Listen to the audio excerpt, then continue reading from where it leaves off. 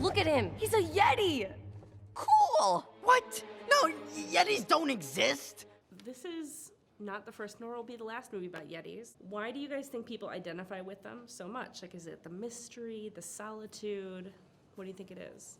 I think there's, at least for me, I think that when I was looking at mythical creatures, there's not that much that's known about Yetis. You know they live on Mount Everest, but one of the most fun things I should say about doing this movie was we got to create and invent what a Yeti is and what they're capable of.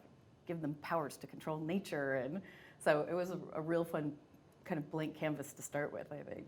Yeah. I really like that our Yeti is really different, and he's not sort of like the scary, like, abominable snowman, ironically, the abominable snowman type, like gorilla type Bigfoot Yeti. He's a lot cuter and more furball, and he moves sort of like a dog. Yeah. So yeah, I really like that about our Yeti. How many iterations or like tweaks did you make sort of in the design, and how different could he have looked?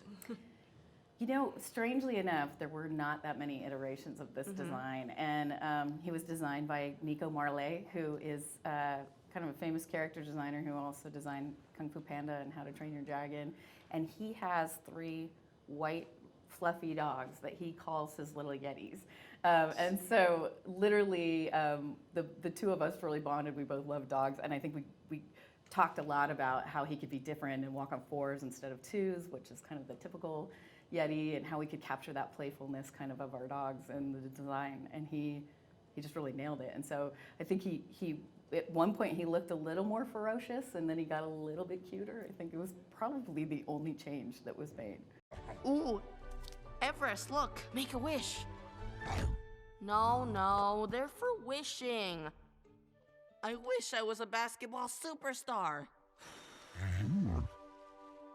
What's the key to a good voice recording? And like, are you kind of acting physically as well as doing the voices? Yeah, we do act physically, because they don't animate the scenes until after we record, and they would always have a camera set on our face to see our facial expressions, and then kind of implement that into our character animation. Yeah. So I would always do facial expressions. I would even move as well, just because it kind of helps with the way that I deliver a line. You know, being in there by myself in a booth with Jill. She's a great actress. Yeah. And for me, being a TV actor, it sort of came naturally to me doing all that, like doing the hand motions and the facial expressions along with a line. Yeah, it just made sense to me. I did it naturally, and it helped with the performance. And I found that when I watched the movie, I saw a lot of that incorporated onto Pang. So yeah. Yeah, the animators watch the video and they use that as inspiration.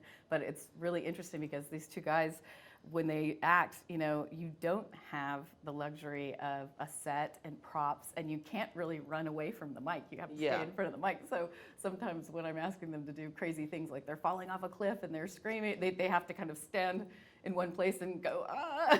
You know, I feel like that was the most difficult part. Yeah. It was all the efforts, like running in place and like jumping and riding the Yeti and all of that without having to move away from the mic. Yeah.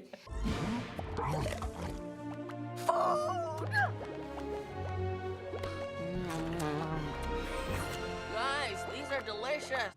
This movie features an all Chinese main cast of like, you guys are of Chinese descent.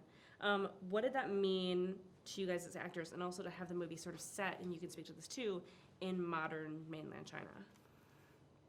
It meant a lot. It meant a lot to me, because the last movie to do something like this was Mulan, right? And that was set in ancient times. Yeah, that was some time ago. So it's really cool that we finally get to represent our culture on the big screen.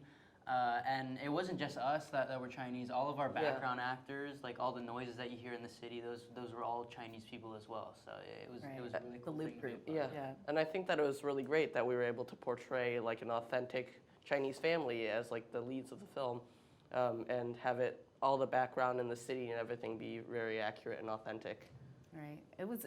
I think what was a real pleasure was this was a DreamWorks co-production with Pearl Studios, and Pearl Studios is in Shanghai, and so we had a lot of artists working there as well. I don't think we could have gotten the details that we had without their partnership. And I think it was really important to all of us because, you know, this film is a film set in modern day China. So the difference between setting a film in modern day China based, versus maybe in Mulan in ancient times is that anything that's wrong you're going to see right away. So everything, like even the trash cans on the street, we put metal trash cans, and then someone from Pearl basically said, we don't have metal trash cans, they're all rubber.